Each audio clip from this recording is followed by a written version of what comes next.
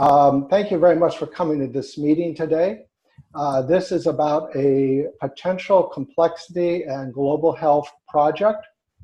And we have done some pre-work on this and have interest from organizations that represent a number of places, including England, Australia, and Greece, at least initial interest in this kind of project and some of our pre-work in this. We did this prior to doing this first public presentation just to see what the level of interest was, and we have had a good level of interest. So in the first 15 minutes or so, I'm going to be doing a presentation on an outline of what the project is. I'd like people to introduce themselves if they would wish to into the with the chat box, and they can enter their information if they wish, their contact information, name, what their interest in a global health or commons project might be, whether they have an individual interest, which is totally fine, or if they represent an institution. And with that, I'm going to go ahead and get started. I'm going to share my screen.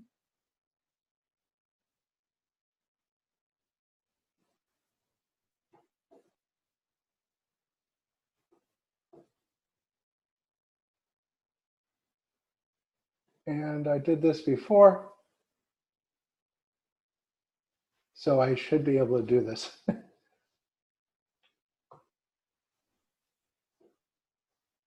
Oh, I know what it is.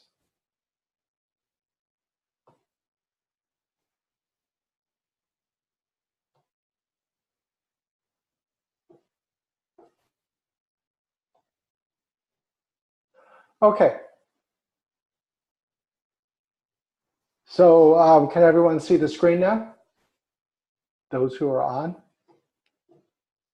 So the commons, yes. Yeah, good. So the commons is not a new term. A lot of this you're going to find familiar. So this is not out of whole cloth, but this is a project that brings some unique conceptual aspects to the very big problem of managing global resources for global health. So there's a number of projects that are called common projects that are active or attempting to be active in various countries across the world. But we believe in some of the pre-work we've done that this brings some unique things to the issue, and also does combine some existing avenues of action. So with the Commons project, the inescapable problem that we have now, if you've read any of the work of Hans Rosling, who passed in 2017, he has an organization called the Gapminder, and he collected data on the world's population, has found that the majority of the world's population has moved into what he refers to as the middle class. Now, this is not an American type middle class, but this is the majority of the population has been moving out of poverty to where they have consistent housing, they have consistent water, they have indoor cooking, and they have some form of transportation, even if it's as simple as a bicycle. So people have been moving out of abject poverty. Now, what this has done is put some pressure on the use of what are called common goods. So from economic theory, you have different kinds of goods. And the basic kind, which generally is not considered as something that is manageable, are the common goods, goods that generally are considered free, such as air and water and land. Although I know you can own land, there's a lot of land that's just not really utilized, so it's open. So there's increased pressure on these goods, and the impact is having some global concern. Of course, through something as obvious as climate change and the pollution that is infecting the oceans worldwide. So there's been an increase in interest in trying to manage these common goods. There's also pressure as people move into the middle class. There's increased pressure of what are termed public goods, of course, infrastructure, education, and financial markets. So as the world's population moves into greater and greater utilization of these resources, there is a non-trivial chance that they could become quite strained if they're not already to that point.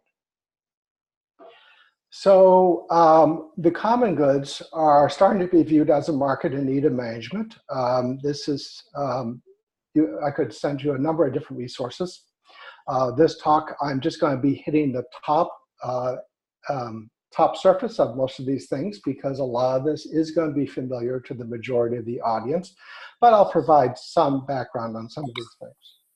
So when common goods are used, they're generally used in two different ways. One, group actions, such as a farmer will manage access to water and air and land and provide a resource that then is consumed on an individual basis. So in general, there is a hierarchy where there is some group that provides access to the common good resources, and then individuals consume those resources.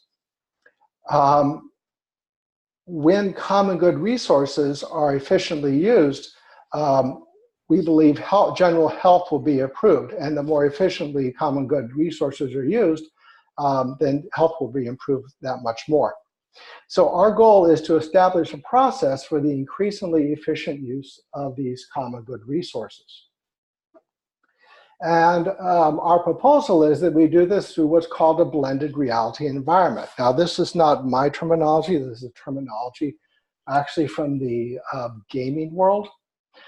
This is a web platform that mimics the impact of real-world consumption from a variety of resources in a virtual world environment. So it's going to be modeled in a virtual world environment. The model of environmental impact will be based upon formulas that convert the use of resources into consumables, and then provides feedback to individuals and groups who use those resources in order to help them to modify their consumption behavior.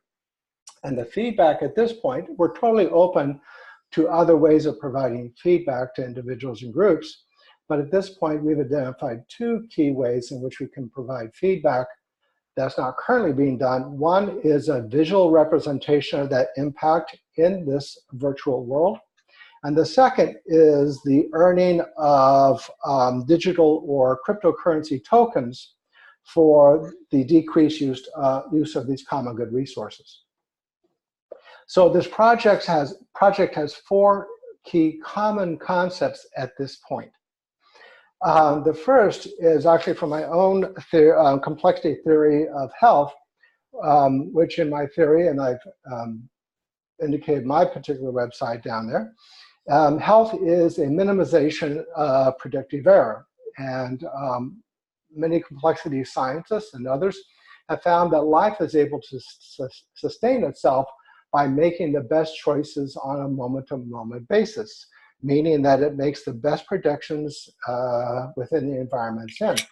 And less resources that are used to make those predictions, the healthier life is. So our assumption in this project is that how we will be able to say that we have improved health is we will be able to create this process of continuous efficiency improvement in the use of resources, minimization of the error of the resources used for the good that we're going to create for the use of those resources. We're also going to depend upon blockchain distributed ledger. So blockchain, many people have heard of, and I won't go into what it is. I'm sure there's people who could explain it more simply than me, but it essentially is a way of, at this point, it's a non-hackable way of creating a trustworthy record of transactions to see that when people do something that it actually is real. If you have a record in one single computer site, then there's potential that could be hacked, but a blockchain distributes the authenticity of a record among multiple servers, and the multiple servers have to come to agreement in order to verify that this is an accurate account. So it's difficult, if not impractical, to try and hack multiple servers using a blockchain type algorithm. We're going to create a token that provides a valuation of these common good resources. And this will be administered through what's called a distributed autonomous organization. And I'm going to talk about each of these as we go forward. So the first way of providing feedback to a population to help them change their consumption habit and protect our common resources, and this is something I've heard recently on the radio, I heard it even today, where there's a recommendation that people eat less meat because it has less impact on the use of land, water, and less chemicals and things like that. So this is not a real formula or an algorithm, but just a stand-in example. Let's say that 10 square meters of land is able to produce 1 kilogram of bread, but it takes 120 square meters to put a kilogram, to produce a kilogram of meat. Of course, you're using more resources to produce the meat than you are to produce the bread. And in this blended reality environment, we have a barren landscape. And as people, through some yet undefined process, enter in information about their consumption habits, they can reclaim this environment meal by meal, and they can visually see what the impact of their consumption is on this.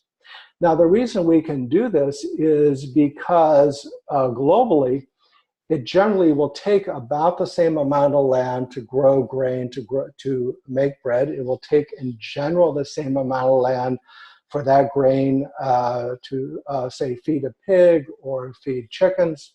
So no matter where you are in the world, these kinds of formulas can be developed so they could be used worldwide.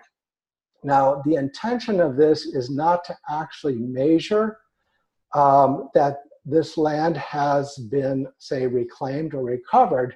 It is simply to give reasonable and good feedback to individuals who are consuming what their potential impact is on the land. So we're not looking at this point to make it a measurement, say, of carbon reduction. That's something that possibly could be in the future, but at this point, that's not our visualization of this. There's great potential also that you could take this kind of virtual environment with this visual feedback and kind of gamify it. So we also know in general how much, say, pasture land it takes to feed a rabbit or feed a deer. And when someone earns that amount of land, then maybe they'll see a virtual rabbit or deer cross their land, and they'll be able to see these kinds of things go on. We can compile that data into showing what the impact is on various parts of the world. So we can show how families in residences impact the world. We can see how people, how groups who compile common good resources, such as businesses, how they impact the world. We can feed that information back to them. And we can even do that, say, with factories and manufacturers. So the valuable impact of this is that not only can someone see their own impact, but they can also see what the impact is from across the world. So this could have a very valuable feedback potential. As we all know, it would put a little peer pressure possibly on people. So we could even gamify this. If you're familiar with the game Farmville, we could create little virtual communities and such where people would participate in the good use of common good resources. Now, the token economy, this is a little bit interesting because currently token economies are based upon investors who come in and take some government-sanctioned currency, and they invest in a cryptocurrency or a digital currency. And in these kinds of cases, the difficulty is, as with a lot of investment products, the first ones in tend to make the most money. These tokens would be different because they would not be, you could not invest in, this is a restriction we would put on this, you could not invest in these tokens. You could only be awarded the tokens for a decreased use of common good resources. So if you are not reducing resources, there would be no tokens awarded. And the more tokens awarded, you would get more tokens for a greater impact. For instance, you might get a few coins for taking the subway versus driving an individual car, but you'd get significantly more for installing solar panels. One of the benefits of that token economy in that case is that it doesn't generally come across financial regulatory rules because it is not something that someone invests in. It is something that someone earns. So it's not an investment kind of opportunity. Now, the last component of this is what's called a distributed autonomous organization. This is a relatively new concept that is based upon the blockchain concept. And I won't go into this. This presentation and the whole talk is being recorded and will be available for viewing later. You can go back and look at this. And I would encourage you to do some more research on what a distributed autonomous organization is. But it is, as it says here, a way of creating cooperation at different scales across communities that is not centrally controlled. It's a bottom-up collaboration mechanism. And it overcomes some of the issues with the blockchain technology. It has algorithms to establish reliable identity verification, mostly through engagement with the application. And agents can participate in a number of different organizations. For instance, if we were to create this kind of blended reality environment, agents might be individuals or groups, and they would be able to participate in a variety of organizations within this distributed autonomous shell. If they had an interest in working on the electrical grid with their neighbors and maybe having some local shared distribution, they could work with that. They could get input from other people across the world who are doing the same kinds of things, getting information, and then feeding that information back into the organization as a transaction for which they could earn coins, and we could see the impact of their change. So this is not a governmental based or a institution-based type organization.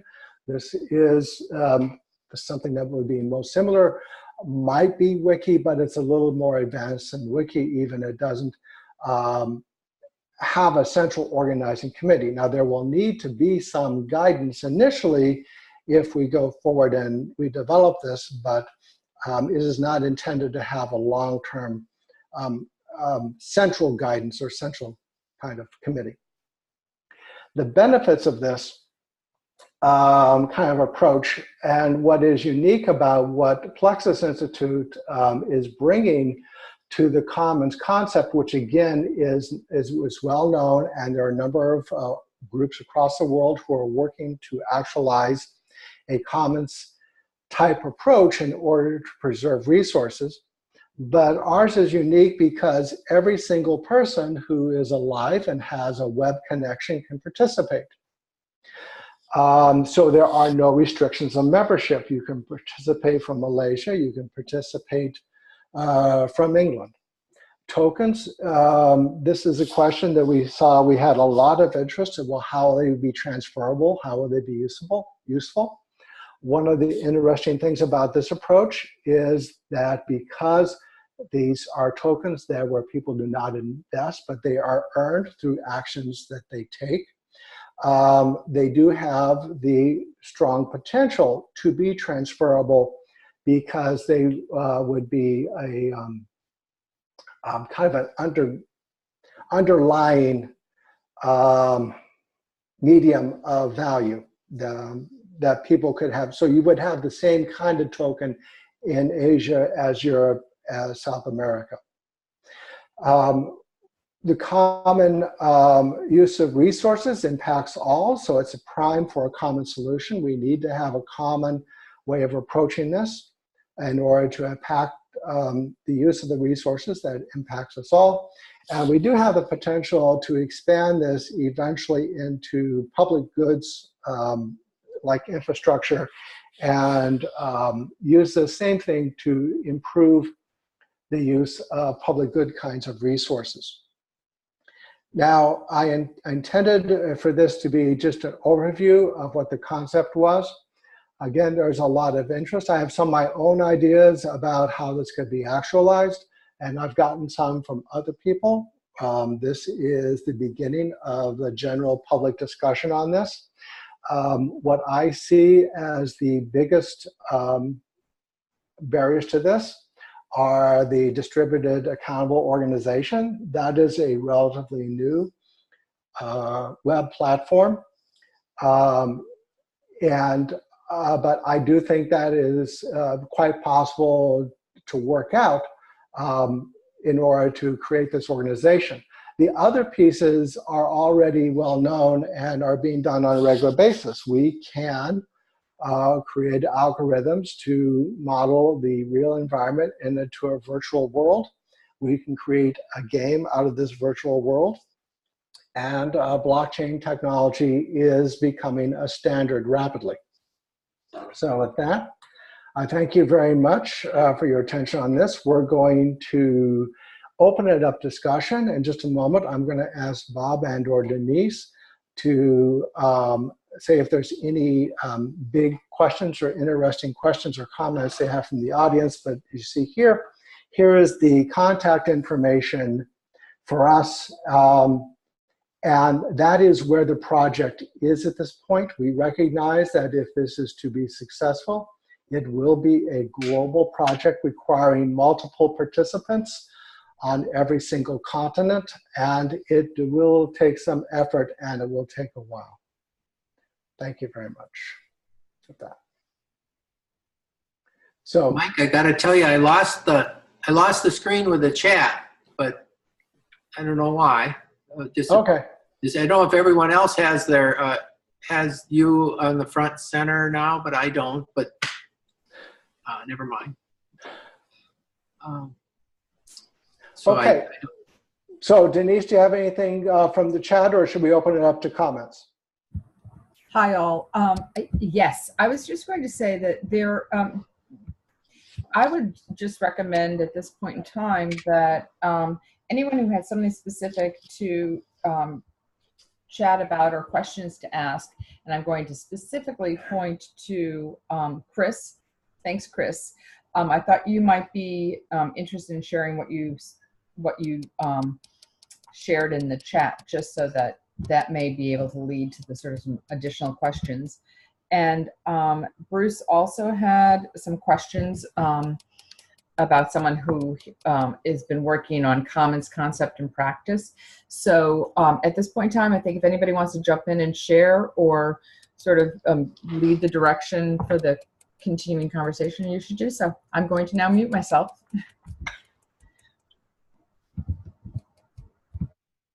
Chris, do you want to start? Are you on?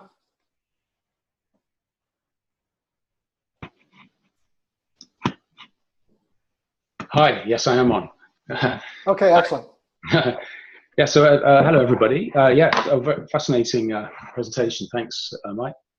But yeah, I mean, I'm trying to think the connection with my work here in the UK. And I spoke with Denise back in, I think, May for the first time. And I'm busy in the depths of finishing my book, which I listed in the title in the chat there. I think the connection with regard to what I'm doing is that trying to make complexity happen. I know we're all trying to do that, and so on, of course, and we recognise that's a challenge. But trying to create, the way we approach it, we sort of define frames using sort of loosely defined contexts aligned to the core context of a value purpose. So this frame is sort of a normative frame, which we then look into, sort of a space for inquiry, to understand current structures and practices of interaction within the defined frame of context. So a frame could be, for example, the core purpose, off the top of my head, improve personal experiences with health in relation to a particular condition. So it could be diabetes or chronic pain, or it could be more open than that, sort of more public health related. So improve the environment to develop and sustain improved health and well-being, etc. So by creating these frames, then within them we define these certain structures, or a structure of interactions using ecological principles. And these structures allow us to organize inquiry to see meanings, resources, the nature of interactions, and particularly capabilities. What are the capabilities that people are trying to develop, to build, to constraints to overcome, to affect change, and then through understanding capturing these insights, we can then better organize the effort to transform these individuals to health ecosystems. So at the core is this thinking of practice theory and these structures of interaction within these defined health ecosystems. So one thought I had was then how, when talking about resources in this particular model, are we defining mainly tangible resources, or are we including what our focus is largely in sort of knowledge resources? So knowledge in the sense of what do I need to learn to be able to understand my personal health, understand the health of others, and affect new capabilities to transform, develop, improve experiences of people with health.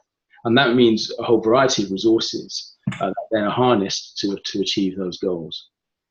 So I don't know if that's any really relevant, but I mean, that's what I do. But it starts with a thinking about what is value. I saw the comment here, Bruce. What is value, and how do we define value when it's at the systemic level, when there are multiple actors, there's huge diversity, huge heterogeneity. And the framework that we develop starts with a different view of value. That's not just exchange value, transactional, not just experience value, but ecosystemic level value. And then when you define it at that latter level, you've got a whole bunch of new drivers and determinants that you can understand, in some cases measure, and that provides the basis for then determining how to affect change at this sort of systemic level. I understand. But I don't know if that's really relevant. Yeah. No, we learn from everyone. How the concept originally came about was actually a lack of value I saw within my own profession. So my full-time job is as a diabetes professional. And always they're trying, the healthcare system is encouraging people to know their numbers. You know, the numbers are important. The knowledge, knowledge makes you free, and knowledge will give you power, and the numbers are the knowledge. But I would also see this in other areas in looking at research and how institutions try to modify public behavior, such as electrical companies feeding back kilowatt hours, and you had a 3.6% reduction in kilowatt hours last month over this month, those kinds of things. And what I found was that when we go from a complexity standpoint and start from the bottom up, when we deal with the ones who actually consume the resources, we need to present it in a way that they can gain their own sense of value from it within their own individual context. And so we know that how we use the world impacts everyone around us. This is something that is scientifically provable, but you can never say like, well, I didn't eat meat last night, or I took the subway versus a car. I cannot literally see the air become cleaner because I took the subway instead of the car. Sure. So this provides a way of so one of it is transactional with the token, but the other part is an ability to get concrete feedback to allow people to modify their behavior, because in both my theory and complexity science in general, it's feedback from the system that modifies the behavior of individual agents within that system. So I think that what you're bringing into this is a way of possibly constructing groups within a distributed autonomous organization that would be able to bring information and valuing to different parts of how this is organized. So I do see that's right. value in the structure. So, and indeed, we all know the perils of sort of biomedical reductionism and the way that we organize health systems around disease taxonomies. The stuff I'm doing is trying to think, is there an alternative categorization?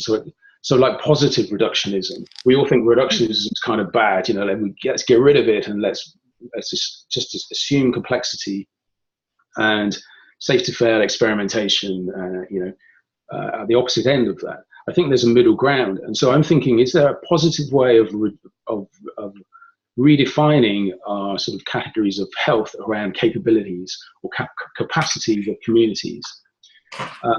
And those capabilities and capacities can be defined on two levels. One, by the amount of knowledge or otherwise that a community has to manage itself, to self-organize. And another is the actual resources that it has, whether diminished or abundant, so scarcity versus abundance at that dimension. And I think the way I'm coming at it from is at the knowledge level, understanding capabilities and capacities, and how we can get multiple actors in these framed ecosystems to co-create advanced forms of value, which are expressed through superior actions, situated actions to improve the health and well-being of individuals and the community as a whole. And it seems where you're coming at it from is how do we create visibility of the effects of those new forms of interactions, where people can better understand the choices they make, the different actions they undertake in and around saving resources, using better resources, being more circular in the use of resources, and so on. So that sort of not the knowledge level and the structures of understanding, and on top of that, the actual tangible resource level and how they're exchanged. I think that combination is what allows us to really affect the kind of ambitions I think you're trying to outline.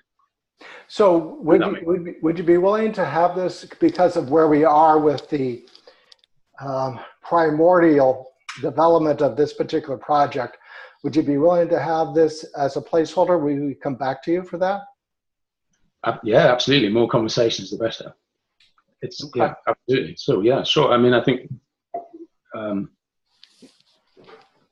yeah, I'm absolutely very happy to. So, beautiful. Thank you, Chris. Bruce, did you have some comments you wanted to make? Sorry, I was multitasking and conversing and everything else. No, I mean, if you saw the things that I had typed into the chat window in watching the presentation, my background is in economics, and I've also worked extensively with the healthcare industry and focus also on various forms of collaborative efforts. And some of the things that I saw in the presentation, I'll confess, I'm no expert or by any means not really conversant about things like cryptocurrencies, blockchain, and so on. I can appreciate the notion of the commons as I do. I can appreciate the notion of sharing created value, however we broadly choose to define value. and then seeking some medium of exchange, which I think is what this is, what you were getting at there. But I can't speak for anybody else, but for me, I would certainly like to see a little more, some resources, some links, some other stuff that would help me to better understand some of the concepts in the slides. Thank you, Bruce. One of the wonderful but difficult things of being connected or being alive in the world at this time is that even people who are well versed in the blockchain and the cryptocurrency and Ethereum and all these other things that are coming out, the whole ecosystem there is evolving faster than anyone can keep up with. But that also provides us with an opportunity, potentially. And so the two methodologies we had of providing some feedback and valuing of decreased use of common resources do not have to be limited to those two, or could even be substituted. But the basic premise is that for a population to understand how they can positively affect the world, they have to have some common, easily understandable way of doing that. It can't be, it has to be easily accessible and almost intuitive in a way, such as a picture or receiving a coin or something like that. I'd like to open it up to other comments, especially criticisms. I love criticisms. This is Abby. I have a few questions. Can you hear me? Yes, Abby. So, love the, I love your presentation. It looks like a simulation to me, the gamifying aspect of it. It is. And simulations are also wonderful for showing the system and the causal loops, or maybe there's a piece of causal loops in there. I'm not sure. But I do have a question.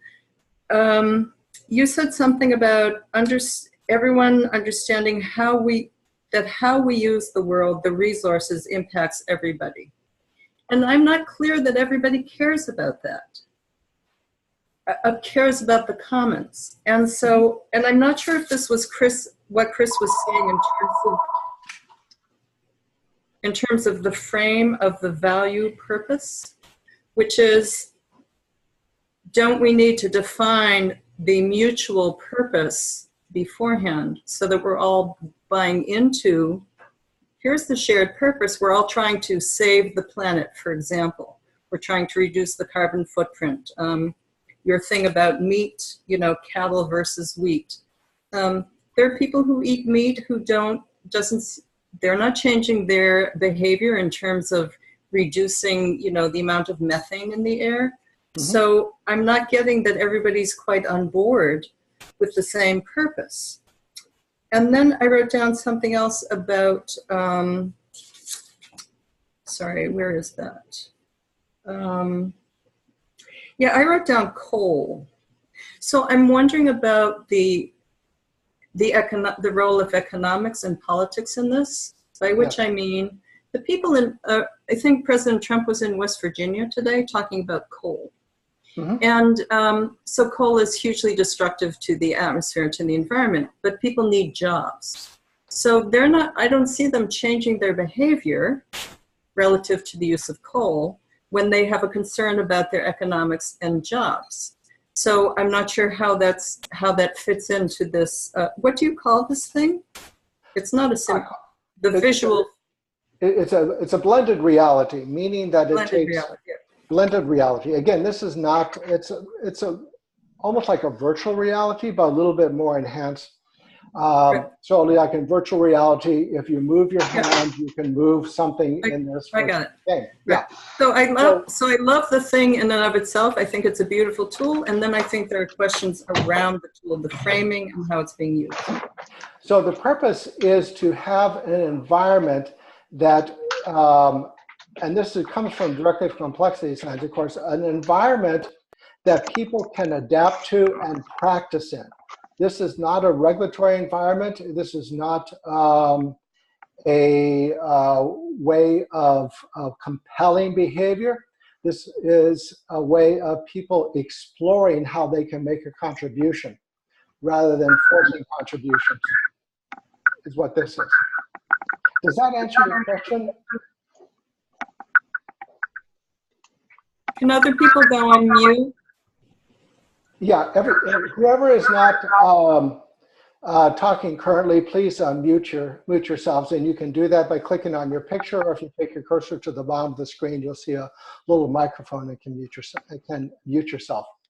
So the larger question there about moving societies, including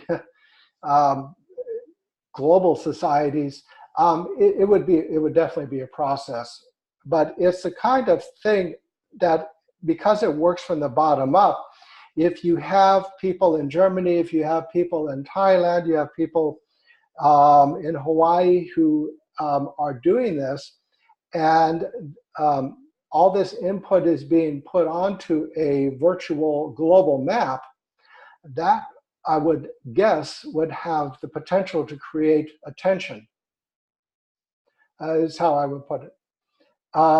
Are there other, did you want to say something? I do, Okay. which is, so I heard what you said, because I think of this as a matter of collective inquiry. Mm-hmm. But the questions I was asking was really for us to do some collective sense making, and I was looking at Bruce's comment in the chat. So Bruce, totally, sense making, absolutely. And I think there is a need for bringing the collective together to have this sort of inquiry and conversation to define our mutual purpose. Mm-hmm.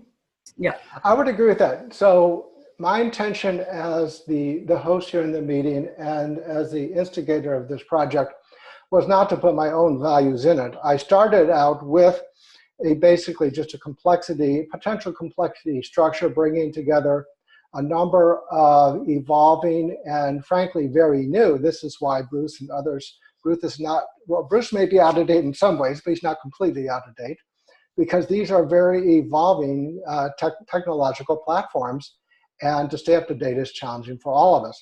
So I think it would be fine, and if we go forward with some kind of multi-organizational structure to put this into beginning construction, a meaning or a sense-making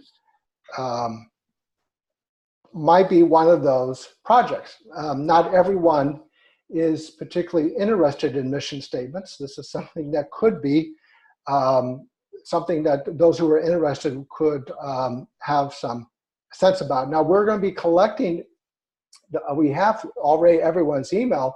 Anyone who wants to go forward and start to work on some of these components of it, including deeper dive into what these technologies are, we'll send out a message asking what your interest is and whether you wish to continue to participate.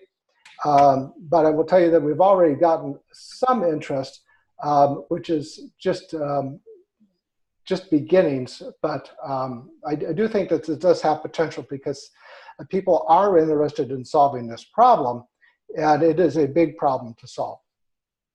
Other comments? The one comment I have is that, well, just listening to the others, the amount of energy to increase information, I think, is one of the key components. And the more that we can see how the information is integrated into new patterns of collaboration, become some of the reality that we might be able to capture in the new Commons project. The underlying idea of integrating information across all these different points of view becomes a very powerful thing in the future. So there's a person who looked like they had a question. Cardolito, did you have a question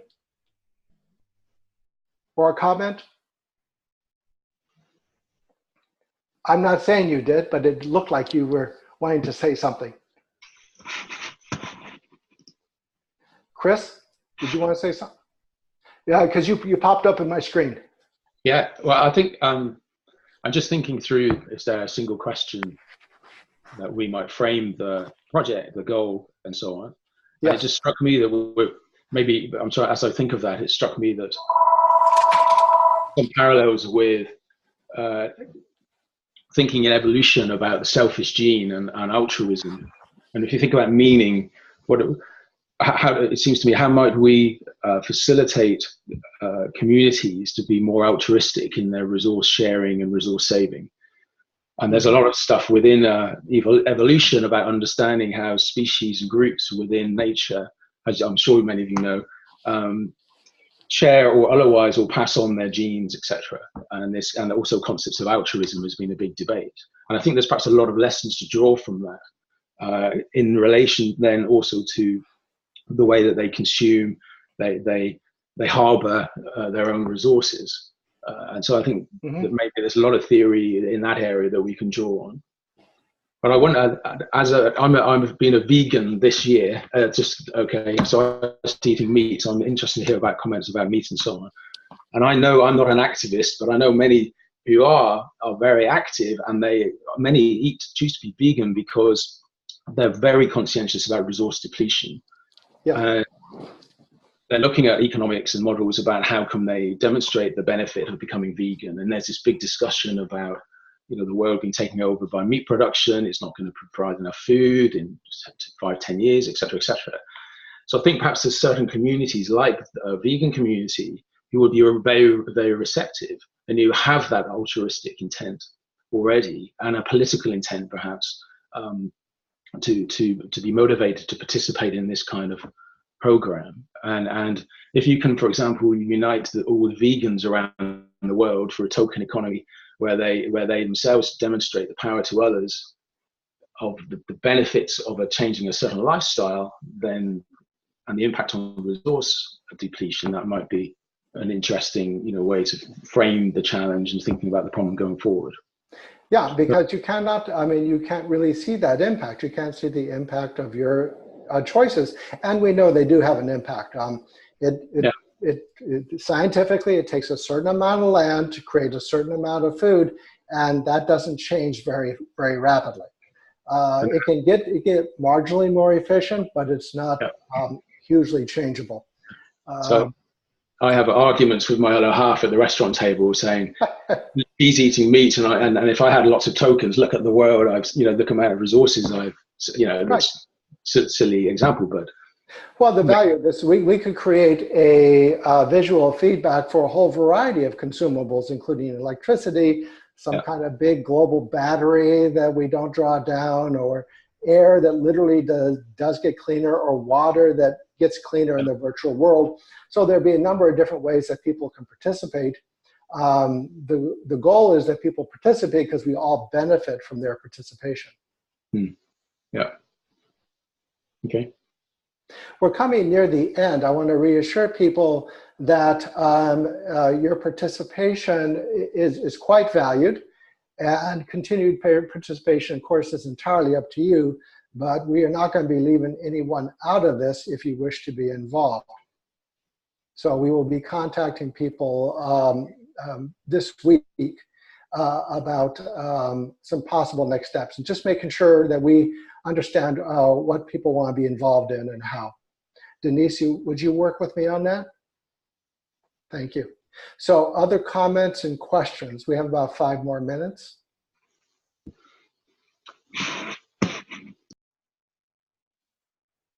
Any other comments or questions on this? If you didn't understand all the different components, it's quite understandable. Again, this is a relatively new concept, but it has gotten some positive feedback from people that I'm familiar with in the complexity community in different parts of the world. But it will take a lot to bring into fruition if it does come into fruition. So Denise, yes. I was just going to say, as I've been listening to everybody, and it's one thing that I keep coming back to, it's where do we start? And I think that Abby and Bruce and you and Chris and everyone has sort of just come at it from different angles. So the intention or the challenge, goal, question, and again, it depends on how we want to frame it. But what whatever that one core thing is, then each of us are going to come at it from a multitude of different perspectives, and they're not going to be the same.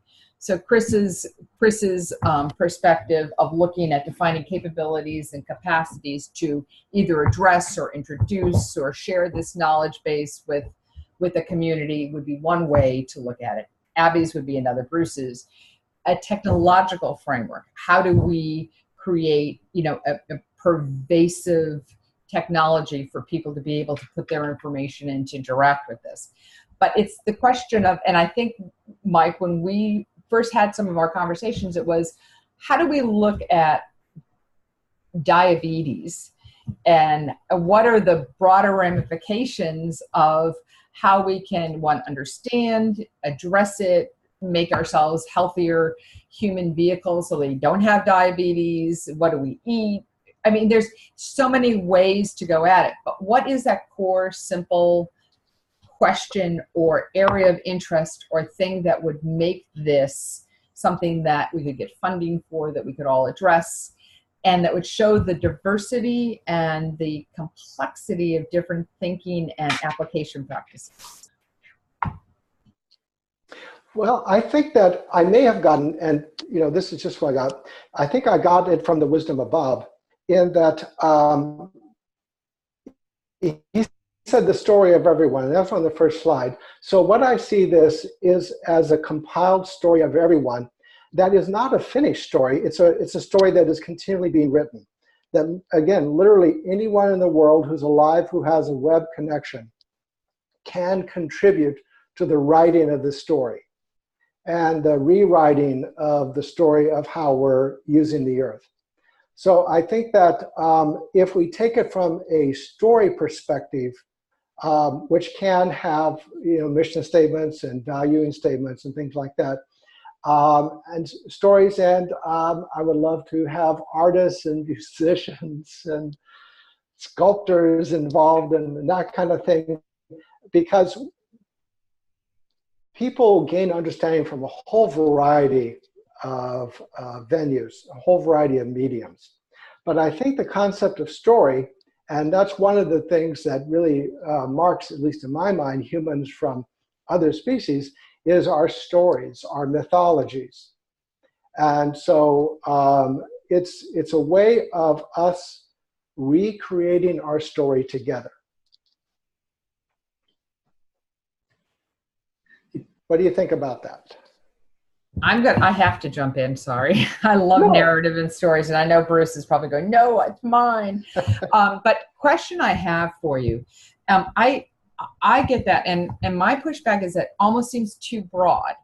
So I have so many stories that are different, and I will respond and do it. So is it the story of how I am living on this earth, or is it the story of my and I'm not thinking what the right word is, but what is my value? What is my contribution? How do I matter? It can be the story of self-awareness. When we're born and through the first few years, we become more and more aware of not only ourselves, but our family and the world around us. But we are always evolving on our self-awareness, and that involves the integration of the information and the availability of a web-based type of things allow new integration of information to not only be captured, but shown as patterns of change. And so I think it is an ongoing evolution of self-awareness of ourselves embedded in interactions across all of the different hierarchies and stacks that we live in. And thank you, Bob. And actually, okay, so this is, and maybe it's just my current mindset, so I will qualify that and apologize ahead of time. That seems way too broad for someone who wants to be able to, not this group, but a global group, someone who wants to be able to do one small thing that will be able to contribute to the world being a better place, or being part of a story, or sharing something that is very specific to them. So it could be, this is a story of how do humans feed themselves. I mean, I just made that up now. That story could encompass everything. And then once you start to write it and expand it and share it, recognize that it's a self-awareness of where our food comes from and what we put into our bodies, and how we allocate our resources relative to our own individual things and to our community. I mean, a multitude of different outcomes and levels of awareness come from building and developing that one story. But I'm going to be quiet. For me, right at this moment, it just seems that I think it might be fun to have something, and important to have something that anybody could contribute to. Yeah, and that would be the hope, that anyone in the world could contribute to this. Being too broad allows others also to define you. Being too focused allows or cuts other people out. So it is a line that I think that we will have to figure out, frankly, in the future. It is 2:00. We are starting to have some people leave us, which is what I promised, because I started out by saying the #1 rule of public speaking was to end on time. And I knew that this conversation, at least I hope this conversation will continue, so it will not end here. And we will be getting back to you. But any other final comments? And otherwise, we will end the recording. Give just a moment for any other comments, questions. Okay, I appreciate everyone's